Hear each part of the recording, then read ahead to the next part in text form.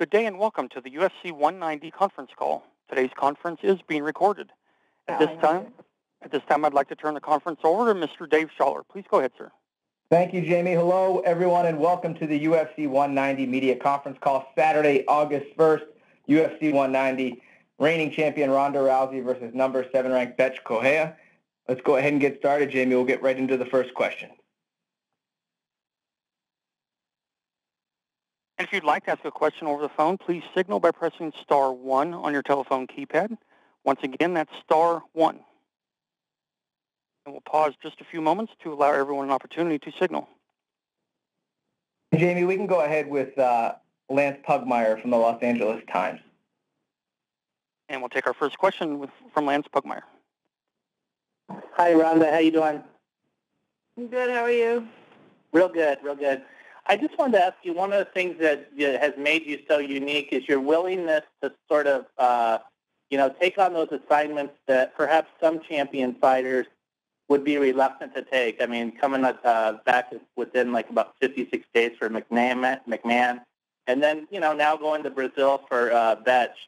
What makes you do that? Do you feel a responsibility as a champion to do basically whatever the UFC needs to help grow the sport? Yeah, I feel a lot of responsibility in that I feel like I want to be the most reliable champion in the company. It's not that I've never had an injury for a fight, but I've never pulled out because of one. And whenever they've called me, I've always showed up when I was needed. And I also need to challenge myself and give myself more challenges so that I still feel like I have to give myself that underdog feeling where I still have something more and more to work for, and I'm putting more on myself. Like before the Tate 2 fight, when I went and filmed 2 movies right beforehand, and then, like you said, with McMahon, I did the other one 56 days afterward, and then I went and did the Davis fight when I already needed knee surgery, and then, this one, taking it purposely in when I don't have the home court advantage. I mean, that's another thing. It really keeps me motivated, and I want the fans to know that even though I'm doing a lot of other things, I want to be the most active champion out there as well. Great. One of the things that Dana White spoke about in praising you was your durability. Do you have a great explanation as to why you possess that? My durability? Well, yeah.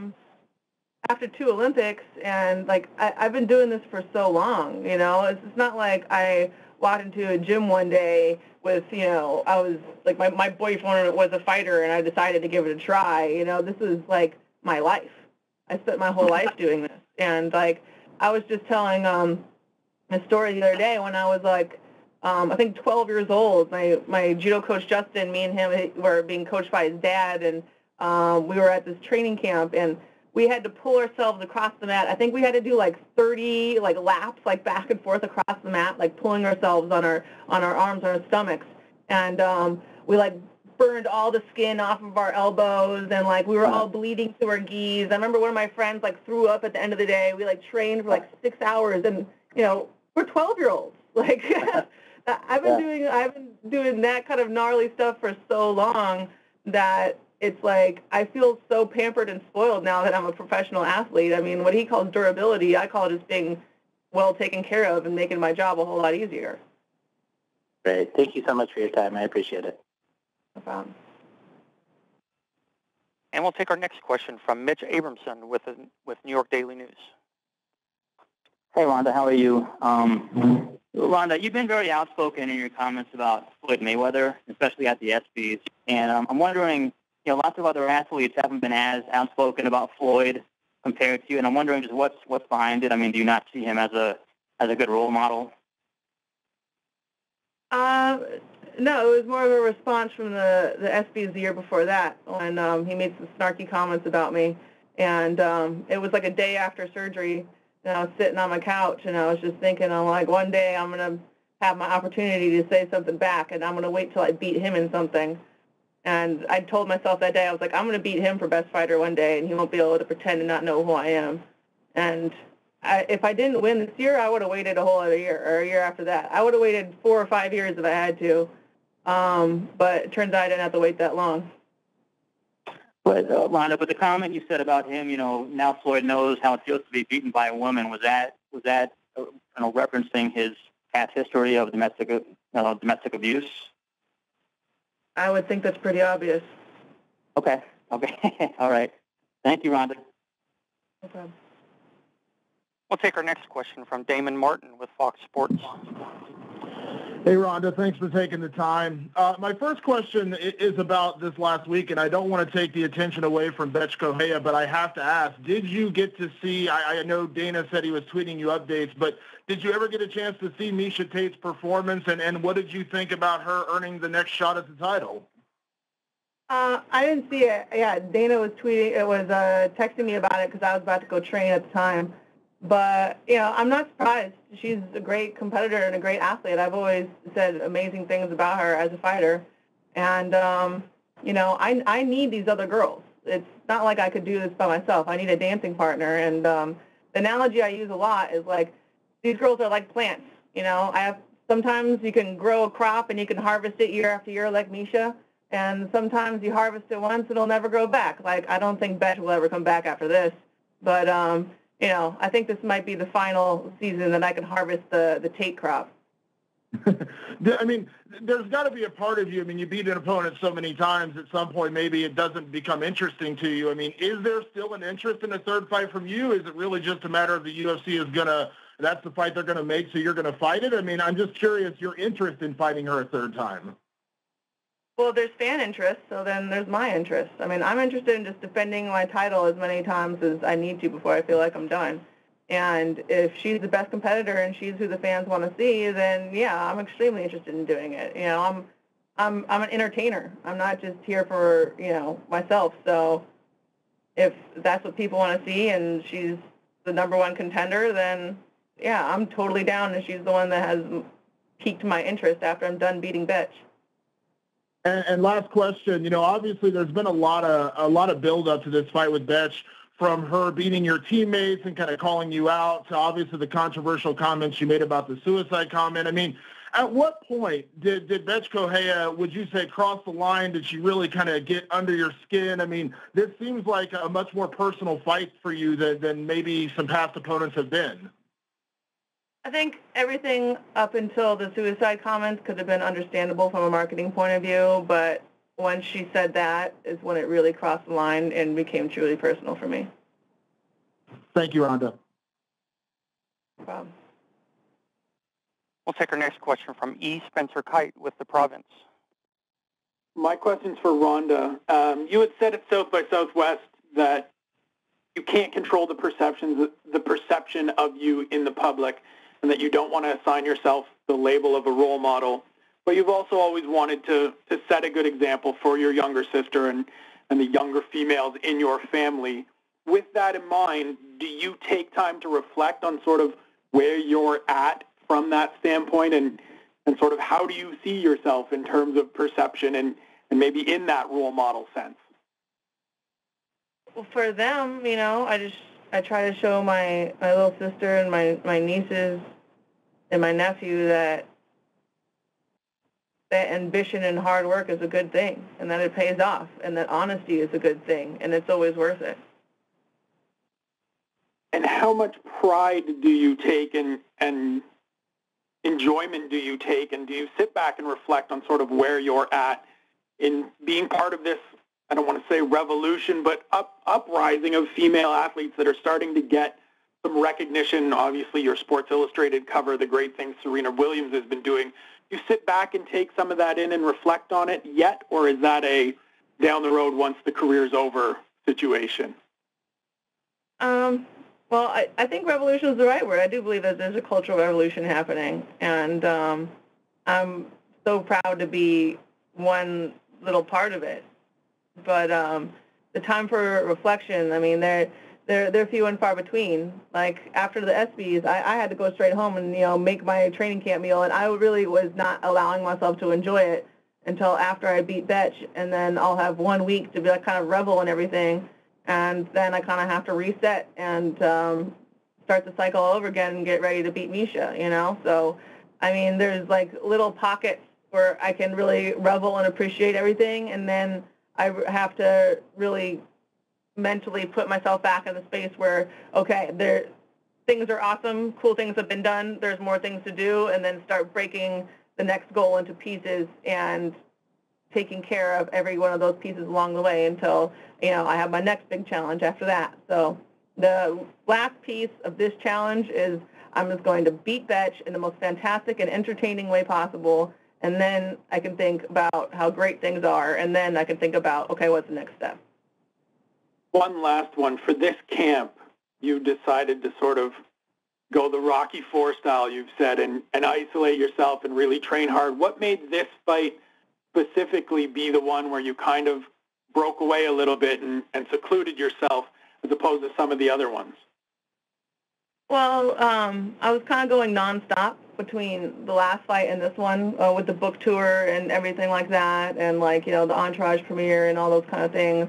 And so when I get really overstimulated with outside things besides fighting, I really kind of have to rewire my brain to go out of that mode and back into fight mode. And so I try to just push the whole outside world. Everything that isn't fighting just had to be gone. And so I started camp way earlier. I started like 8.5 weeks out. I just started isolating. I started saying, okay, no more anything else. I cut all other kind of workout. I went out into the mountains where I had no cell phone service and nothing, and started my camp out there. And then even when I came home, it was nothing but the gym and home. And it was actually really refreshing in a way. I felt really rejuvenated by that, and it really reaffirmed the fact that my hunger to fight is still there, and it's still the thing that holds that I have the most passion for more than anything.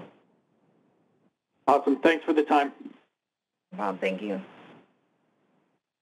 Our next question comes from Matt Jewell with Boston.com. Ronda, my question is, so of course you're obviously not going to be looking past your opponent this weekend, but looking at those sort of next steps you were talking about, obviously it was recently announced that you're going to be co-starring with Mark Wahlberg again in Mile 22. Is the next move back in the octagon, or are we going to see you back on the silver screen? And what are your thoughts on reuniting with your Entourage co-star? Here's pretty much the plan. I'm going to beat up Bethe, then I'm going to take a little a couple of weeks to rest, and then I'm going to go beat up Misha, and then I'm going to go and, I don't know, to Thailand or wherever we decide to film. I'm going to prep for a month and start filming for 8 to 10 weeks, and then go beat up the next chick. That's pretty much my plan. As for working with Mark Wahlberg again, I mean, he's absolutely amazing, such a cool guy. I mean, it's really nice to be able to meet people that have been able to sustain a public lifestyle and still stay really normal and cool and grounded, good people, and he's an amazing example for me. And so I am not just excited to create something with him, but I'm really excited to learn from him and really be able to handle this kind of lifestyle with some of the grace and poise that he has. Definitely. And before you went into the UFC, before the UFC even had a women's division, you were saying you're very vocal about how you were going to become the champion. Do you have any similar lofty goals for how you want to leave a legacy in Hollywood, or is that too far ahead in the future from what you're doing now? I mean, there are things I want to do that have never been done before. I want to be the first person to be able to, in one long shot, I wanted to be able to do, I want to learn how to do car chases, I want to do car stunts, I want to do high falls, I want to do fights on my own. So I want to be able to do the first person ever to be able to do a fight scene, a car chase, and a high jump in one long shot with no stunt double, nobody else doing it.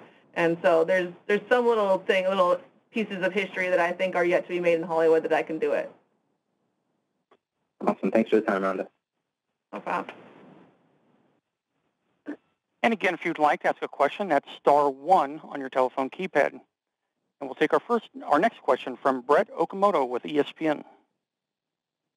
Hey, Ronda, thanks for taking the time today. One of the things you've spoke about leading up to this fight is, perhaps prolonging it and making it, more embarrassing, more grueling kind of fight for Bethe. And the first thing that came to my mind, hearing you say those things is how does Mom feel about that? Because that's what you've always said when you've gotten questions about prolonging the fight is that you want to get in and out as soon as possible and not take any damage because your mom is watching. So what has she told you, and what has her take been on your comments about possibly prolonging this one a little bit?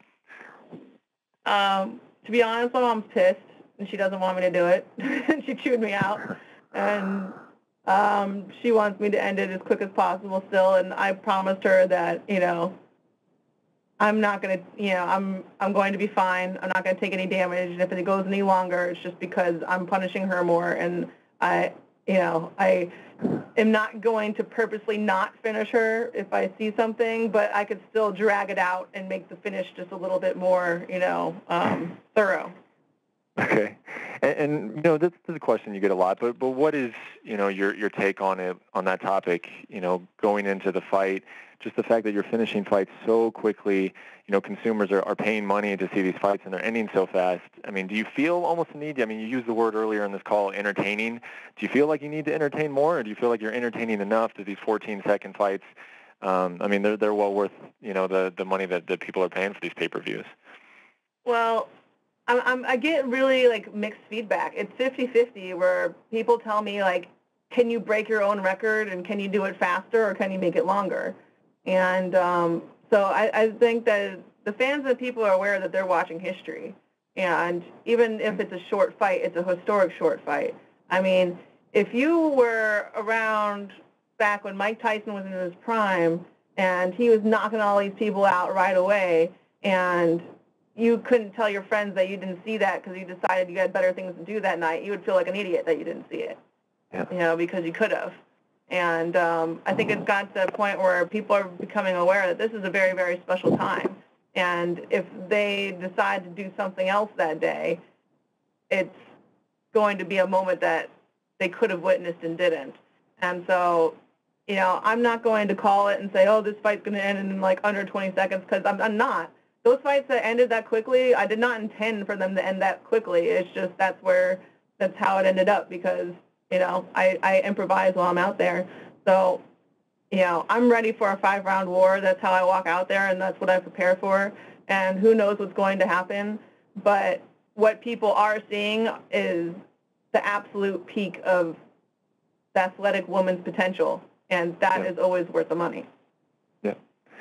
Okay, and then one last question. So one thing you hear about in the sport when people are going through a training camp is, when they don't want to get up in the morning, but they're like, it drives me crazy thinking that my opponent might be up and that he or she might be running, or I don't want to do the last round, but I'm paranoid that the guy I'm fighting on that date is doing that last round. And I wonder if you ever get that feeling, or if your motivation just comes from something completely different, or are you in the gym sometimes thinking, well, Bethe might be going until 11 p.m. tonight, so I have to do the same thing. Do you ever get those feelings, or does that not happen for you? I've been getting those feelings ever since I was a little kid.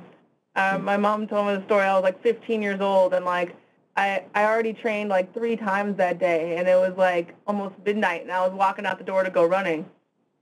And my mom stopped me, and she was like, what are you doing? You already trained 3 times today. And I was like, I just wanted to know that there was no other girl in the world that trained harder than me that day. And I went out and I went running. I did a 4th workout that day.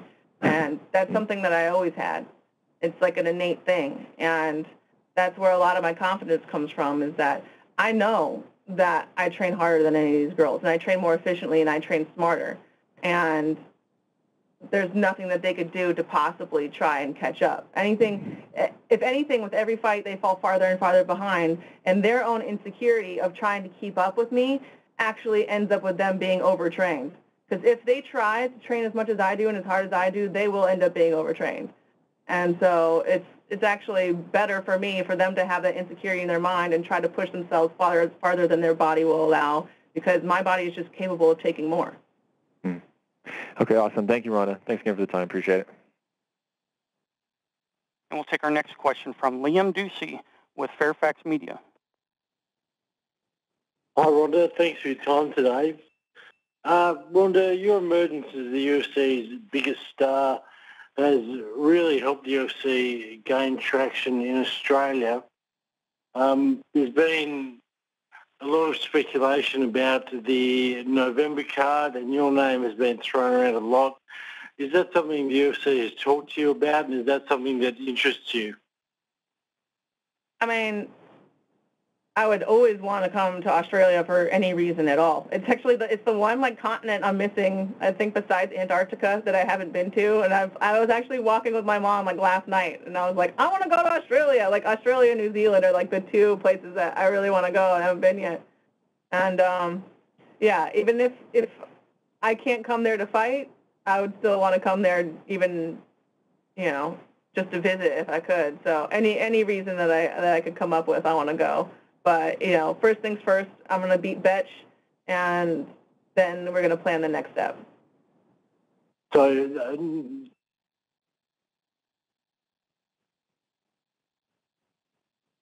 think we lost him. Let's go ahead and get to the next question, Jamie. We'll take our next question from Alex Oates with Herald Sun. G'day there. My question's for Ronda. The last caller, I guess, stole my thunder a little in terms of Melbourne and UFC 193. Just to add a little bit to that, Ronda, so is there a chance your next fight after Bethe could be Miesha Tate in Melbourne UFC 93? There's a chance that I could be under 56 days from now. So, yeah, there's definitely a chance. I wouldn't be surprised by anything. I wouldn't be surprised if they asked me on the mic right after I got done beating the crap out of Bethe if I'd want to go fight in Australia. You know, nothing would surprise me now. Yeah, but you'd be happy to take, you know, obviously both high-profile Americans and probably two of the best women fighters in the world. Would it bother you to, I guess, take that off your home soil and fight in Australia? Not at all. I mean, if I'm willing to fight a girl in her hometown where she has the home field advantage, I mean, I obviously would have no problem going to Australia, which is not just neutral territory, but absolutely gorgeous neutral territory. Very good. Thank you very much, Ronda. I appreciate your time. No problem. And again, if you'd like to ask a question over the phone, that's *1 on your telephone keypad. And we'll take our next question from Stephen Lieberman with Culver City Observer. Yeah, this is for Ronda.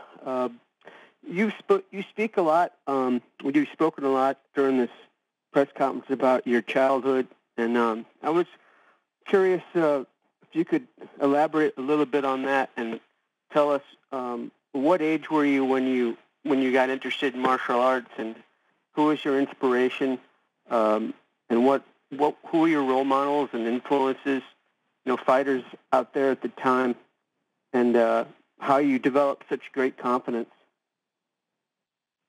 Well, I started judo when I was 10, and my first tournament was on my 11th birthday, so I usually count it from there. And my main inspiration was my mother. She was the first American to ever win the world championships in judo, and it's really easy to think that you're capable of anything when you have a world champion walking through your living room, you know. Excellence was expected in my family, always. And me and all my sisters, we were told you could do whatever in the world it is you wanted to do, but you got to be the best in the world at it because that's what you're capable of. And my confidence really just came from years and years and years of hard work. And, I mean, I would be, 11, 12 years old, and I would fight in 2 different tournaments in a weekend in 3 divisions in, both tournaments. And then, so that's 6 divisions in a tournament and probably 4 matches in each, and that's just it every weekend or every other weekend when I was a kid. So I've had thousands and thousands and thousands of matches and so much more competition experience than these girls could ever have. I mean, how many matches does Bethe really have? Under 10 in her whole life in any sport? I mean, I've had thousands and thousands and thousands of matches. I've had times where I've been planted on my face and my entire body's scorpioned over, but I had to not touch my toes to the ground because that way it would result in a score, and then I had to jump up and find a way to win anyway. I've had fights where I had my elbow dislocated and had to pop it back in place and ended up throwing the other person in the last few seconds with the arm that was just dislocated because it just had to happen. I mean, I've been in every single situation that you possibly could think of. I've been as sick as possible and still come out and won anyway. I've had fights where I I had such a terrible weight cut that someone jumped on top of me and ended up throwing up in the middle of the match, but I had to wipe it up with my own arm, under me, so the referees didn't see it, and I wouldn't get disqualified, and I still came up and smelling of vomit. I fucking won anyway. I mean, I've had so many thousands of experiences that this girl could never possibly have between when she decided that MMA was a cool idea till now, and she'll never catch up. And that's what confidence comes from. It comes from overcoming, and I've overcome so much more than any of these girls possibly ever could. And your role models or who you were inspired, growing up to fight like or be like, whether it be a male or a female athlete, or you just feel like you're unique? It was my mom. Mm. It really was. She wasn't just the first American in history to win, but she was innovative. She tore her knees out when she was 17 years old, and back then, the way the women fought were like very proper, technical, standing Japanese-style judo. And because she had no knees, she had to find a way to win around that. And so she got to be the absolute best at the things that everyone else was the worst at. And it wasn't really trendy for girls to lift weights and become strong and really pay attention to conditioning. And my mom did that. It wasn't really considered proper judo to be a ground-focused fighter, so that's what my mom did. She was the original armbar lady, and because she filled all the holes that everybody else had, that's what gave her the opportunity to be the best in the world, and that's the example that I like to follow. Yeah, it's nice that you cherish your mom like that. You're lucky to have your mom, and thanks for your time. Thank you. I'll take our next question from Damon Martin with Fox Sports. Yeah, a couple questions for Bethe. Bethe, obviously, you are the underdog in this fight. I think everybody knows that. But does that take off some of the pressure, considering, how highly touted Ronda is going into this fight? Does it take any of the pressure off you being the underdog?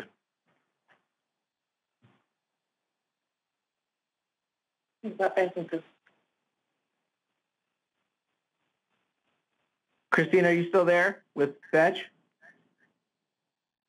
Yes, she's going to answer now. Okay. Eu sempre acostumada a ser a zebra, para mim é totalmente normal. Eu acho que, pela minha história de vida, que conhece a minha história de vida, não se surpreende. Eu tive que enfrentar o mundo, enfrentar a família, enfrentar até a razão, a lógica das coisas. Então, para mim, ser a zebra, para mim, não vejo nenhuma desvantagem. Entendeu? Até porque a pressão maior é para a Ronda. Eu não tenho nada a perder, ela tem o cinturão a perder. Eu só tenho a ganhar, eu só tenho a conquistar o meu sonho. Então, eu não vejo nenhuma pressão, eu estou muito bem. She said she's used to being the underdog because of her life story, of what she had to face to get where she is today. And so being an underdog is not a disadvantage for her. By the contrary, the disadvantage is for Ronda because she has what to lose, and she doesn't. By the contrary, she has a belt to win, and Ronda has it to lose. And I know that, obviously, we know you are a striker. You like to look for the knockout. Have you seen any tendencies, without giving away your game plan, but have you seen tendencies or weaknesses in Ronda's striking game that you feel like you can expose? O meu jogo para essa luta é o de sempre. Eu vou ser aberto, só que 10 vezes mais evoluída. Né? Então, assim, o jogo da Ronda é sempre muito falho pelo fato dela sempre buscar sempre a mesma coisa em todas as lutas. Né? Então, assim, ninguém nunca viu Ronda trocar, ela nunca trocou com ninguém. Então, eu adoraria que ela cumprisse essa palavra realmente e viesse realmente a trocar um MMA comigo, de verdade. Eu acho que ela disse que tentou perdurar isso com a Micha Tate, mas eu não vi isso. Eu vi ela sempre tentando derrubar a Micha Tate os 2 rounds inteiros. Então, se ela viesse tentar, eu quero que ela entre no jogo mais completo, no jogo do MMA completo. Vamos ver o que vai dar. Eu acredito muito que eu vou conseguir nocauteá-la o mais rápido possível. Acho que no primeiro round eu quero nocauteá-la. She said that Ronda has always the same game, and they'll find Bethe, the same Bethe, but 10 times better.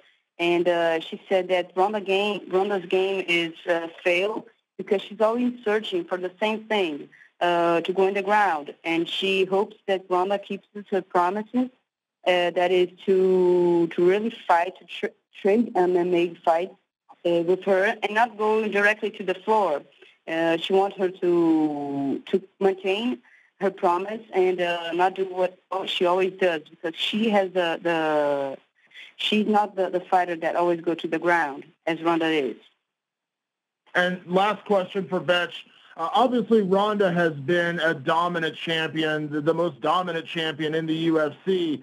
If everything goes well and Bethe wins this fight, is she open to giving, obviously Ronda getting an automatic rematch? Would she be okay with that idea of fighting Ronda twice in a row if she's victorious this weekend?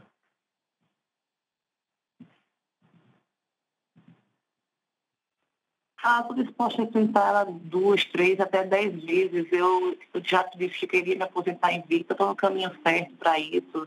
Eu acho que eu passei, eu acho que por ter sido tão subestimada, tão humilhada quando eu decidi lutar pelo MMA, que eu não entrei na brincadeira. Realmente eu tenho um sonho, sim, de fazer história. Eu não quero só passar na história do UFC, da história do MMA. Eu quero fazer realmente um legado, eu quero escrever realmente meu nome na história. Então, acho que agora chegou a minha hora, é o meu momento.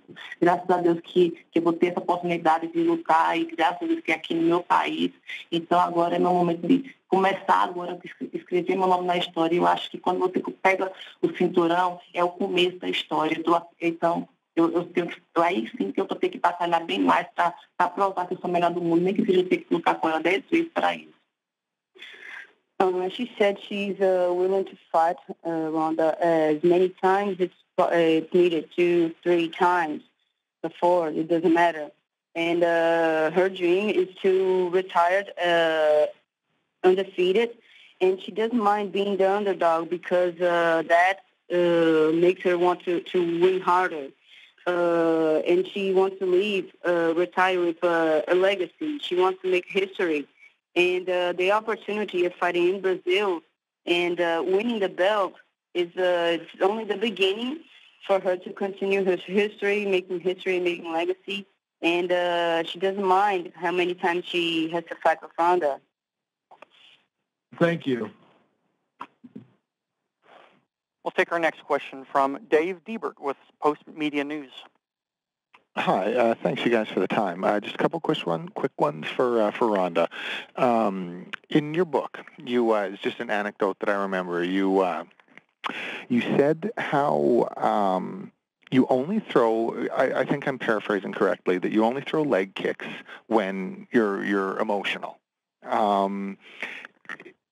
How do you go into a fight like this where maybe emotions do get a little high and not let those emotions get the better of you? Well, for one, I won't throw any kicks. I just concentrate on my first exchange, and that's it. And I improvise from then on out. And once you're in there, it's like the emotions are gone. It's just observations and decisions and priorities of what to do. And that's what I like most about fighting, is because that's when the emotions go away. I'm so emotional when I'm outside of a fight that fighting is my escape from emotion. All right. No, I guess just a nice little segue, I guess. About things that you do enjoy.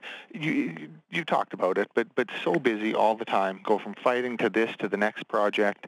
When do you take time through all of this to just enjoy your efforts? Do you, if you could, maybe just a couple little examples of just sort of the day-to-day things that you're just able to take in and just enjoy after all the work has put you in the position to enjoy it? Well, since the last fight till now, I really didn't take any time. That's one of my problems, is I'm very bad at resting. And that's why this fight I actually went through, I consciously, I'm like, okay, I'm really going to rest this time, because I have a problem where, like, I'll go win and I'll go defend my belt and I'll be at the gym, like, 2 days later because I just don't know what else to do with myself. And so I brought my whole family out here, partly because I want them to all personally see me beat the crap out of Bethe after she disrespected them all.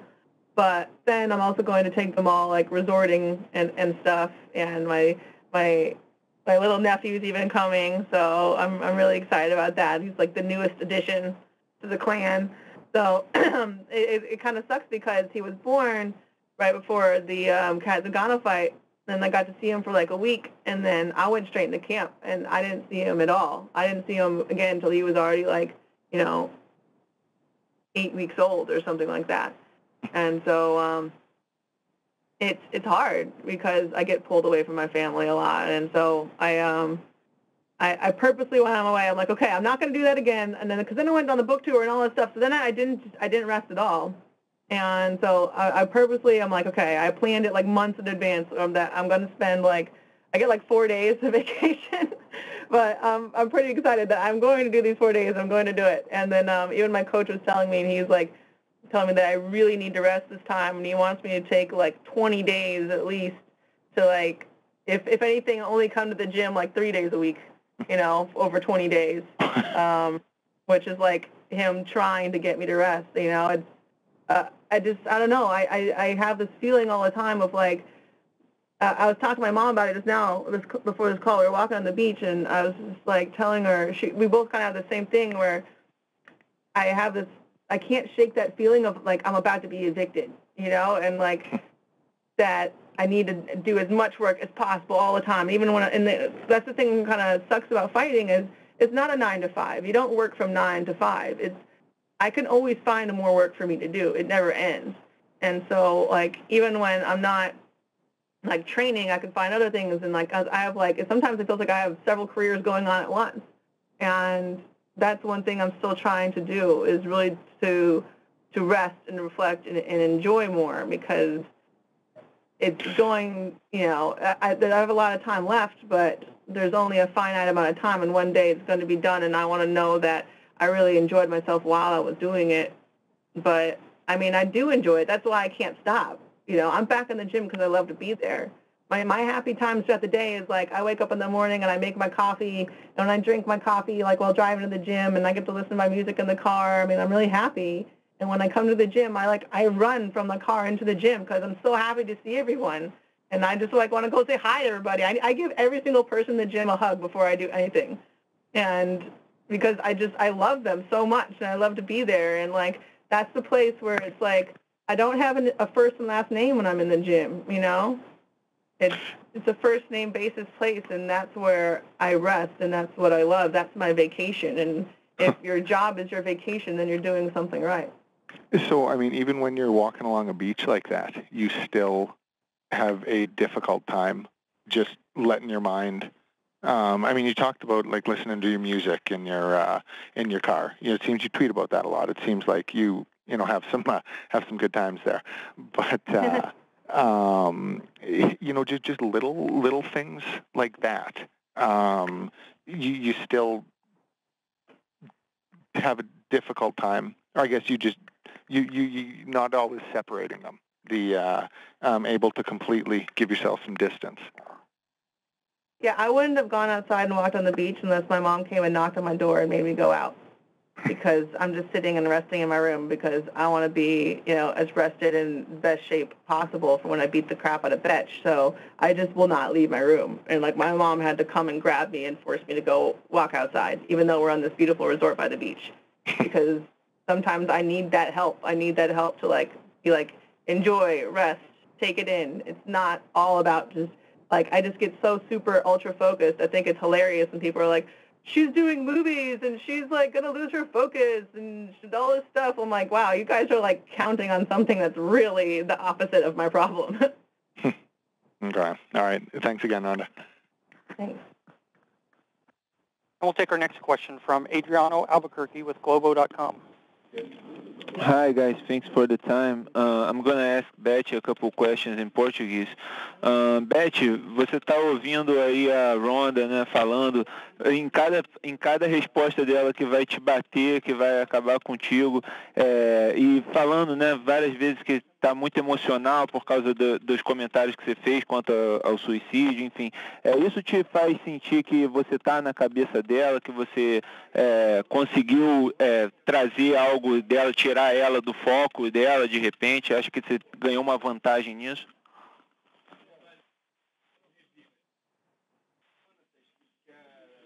He asked if she, when listening the comments of Ronda, that she's going to hit her, she's gonna knock her down. It was the comments of she with the suicide. She felt that she was inside Ronda's head, and that makes her in a kind of an advantage.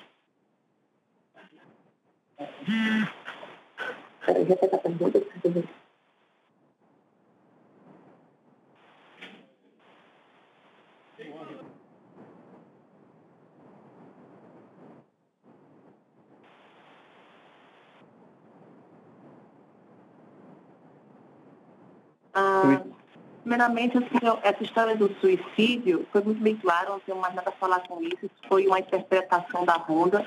Então, eu acho que isso só mostra um pouco duas coisas para mim. Ou ela se mostra realmente que ela tem o psicológico realmente abalado, facilmente abalado, ou então ela se mostrou uma grande teste. Realmente ela está de parabéns com o atriz. Eu não sei, eu estou na dúvida se ela tem um psicológico fraco ou se ela realmente é uma grande atriz, interpretou muito bem, porque quando você tem alguma trauma muito grande, você não fica vendo qualquer repórter, qualquer câmera para falar sobre o assunto, para chamar. Então, acho que quem está querendo promover isso é a Ronda. Então, se for realmente verdade, essa dor no coração dela que ela fez, realmente ela se mostrou realmente muito fraca psicologicamente. Eu realmente consegui entrar sem querer, porque eu realmente não falei com intenção. Mas se ela quiser achar que realmente eu falei com intenção, eu não tenho problema nenhum quanto a isso. E ela tentar querer bater em mim na luta aqui na minha casa, fica até, eu realmente não consigo nem acreditar, porque ela tem 11 lutas, e em 11 lutas ela não conseguiu dar um murro nem machucar ninguém. Como é que ela tem ainda moral para chegar e dizer que tem capacidade de querer me machucar? Então, acho que quem tem mais a perder é ela, e quem vai ser realmente machucada, quem quer humilhar, acaba sendo humilhado. É a lei da vida. Então, eu estou para isso. She said, as the story of the suicide was already clear, it was a misinterpretation, and if she really in doubt if Ronda's psychological side was really shaking, or if she's a really good actress and she's playing a very good role. Because when you have a real trauma, you don't go at any reporter to say about it, to show that really affects you. So that's shown that she has a weak side, and she's saying as trying to hit her in her own house. She has 11 fights, and in all those fights, she doesn't have one punch. So who often tries to humiliate too much is the one who's humiliated. And she wants to see Ronda trying to give her one punch. So the person who's really going to have it is Ronda, not her. Bethe, e também essa preparação para a luta, né, nas entrevistas e tudo mais, você acabou atraindo muita atenção para ti com esse comentário, né, e também você viu todo o lado ruim também disso, né, da mídia. O que você aprendeu com a atenção que você recebeu desde que foi anunciada essa luta? He asked, at the preparation of the fight, of the interviews, after the comment of the suicide, the negative attention that she had from the media, and what she is waiting for the fight after those comments. What's her preparation? Eu não me arrependi nada do que eu fiz, ao contrário, eu acho que eu estou muito orgulhosa do meu trabalho. Eu estou disputando o título mundial aqui no meu país, na minha casa, tudo que eu sempre sonhei, é a chance da minha vida. Então,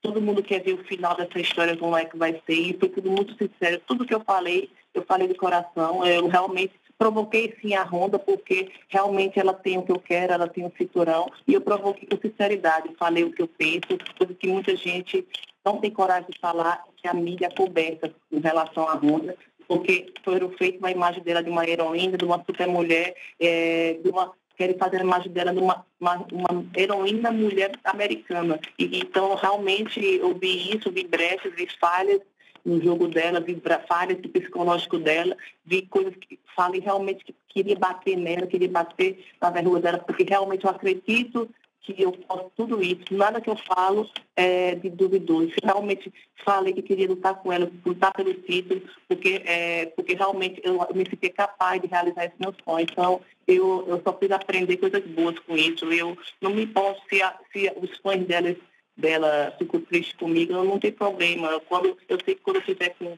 o cinturão no meu ombro, eles vão me escutar melhor e vão ver que eu estava certo, com razão em tudo isso que eu falei. She said that she's not regret of anything she said, no comment. She's at the contrary. She's very proud of her job and of her work as well. And this fight is a opportunity for her life because she's fighting at home. She's going to win at home, and everything was honest, was sincere. And she provoked because because Ronda has what she wants, it's the belt, and she's going after it. And the media made of Ronda an image of the American hero woman. And she's always saying that she can hit her, that she can knock her down, that she can finish her. And she said that she can do all that. She can beat Ronda because she's seen flaws. She's seen her weak psychological side. And she knows that she will win. And when she wins, the Ronda fans that were disappointed with her, and they'll listen to her more, and they'll pay more attention in who she is. Obrigado, Bethe. Thank you, guys. And we'll take our next question from Bruno Silva with UOL. Hi, guys. I will do a couple of questions in Portuguese for Bethe. Oi, Bethe, tudo bem? A trocação sempre foi seu ponto forte, mas é bem difícil acertar a Ronda. Você acredita que tem alguma chance se essa luta for pro chão, de vencer? E como é a sua primeira luta de 5 rounds, você se vê preparada para caso for por decisão?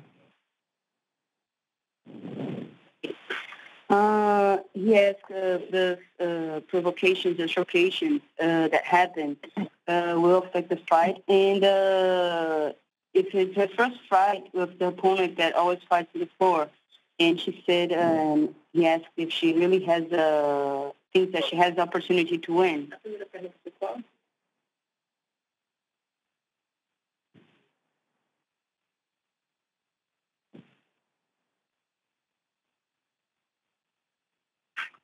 Eu sou uma lutadora moderna, eu sou uma lutadora de MMA. Eu não sou aquele tipo de lutador que vem do jiu-jitsu, vem do judô, vem do boxe e tenta adaptar a sua arte para a luta. Eu já comecei a ser adaptada para lutar em qualquer situação. Como eu sou nova nisso, eu já entrei na academia para treinar MMA, treinar de tudo. Então, eu não me vejo assim, nenhuma situação que me deixe desconfortável.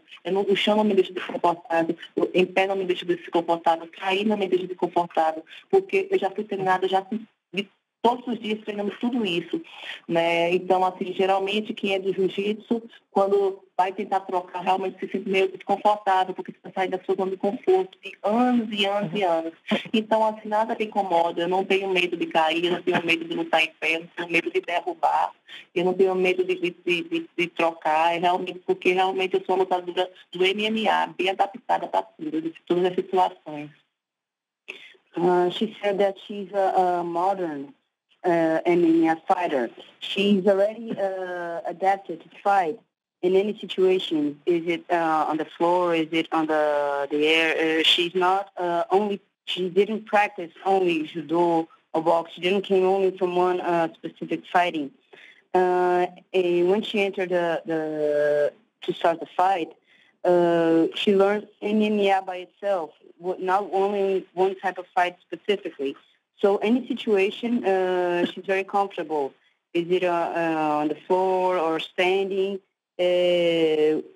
While somebody that comes only from jiu-jitsu, when it's on fighting standing, it's very uncomfortable because it runs out of her comfort zone.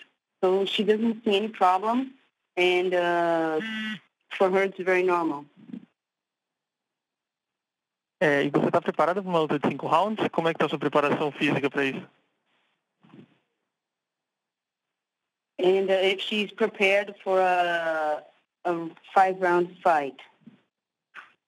Eu sempre me preparei para lutar 5 rounds. Até quando eu lutava só 3 rounds, eu sempre fui preparada para lutar 5. Então não tem problema nenhum. Hoje, como eu vou lutar 5 rounds, é interessante que eu fui preparada para lutar 10. Então, assim, a minha academia tem essa característica de sempre preparar o atleta para muito além, não só além, mas muito além do que é pedido da regra. Se a regra pede 3 rounds, ele se prepara a gente para lutar 5, 6 rounds. Se luta 5 rounds, a gente está preparado para 10, no mínimo. Então, eu estou com gosto de gás aqui. Obrigado. She said that she's always prepared to fight. She's prepared to fight 5 rounds. The gym that she works, when it's a 3-round fight, they train her to fight 5, 6, almost always the times double. So if it's a 5-round fight, she's ready to fight 10. And she's very, very prepared. The gym is very used to preparing the capacity that the fight's going to call. Obrigado, Bethe. Thank you, guys. Obrigada também. And that does conclude today's question and answer session. Mr. Schaller, at this time, I will turn the conference back to you for any additional or closing remarks. Thanks, Jamie, and thank you to Ronda and Bethe for joining today's call. Safe travels to everyone making their way to Rio. Our media events kick off on Wednesday. Have a great day. UFC 190 this Saturday live on pay-per-view.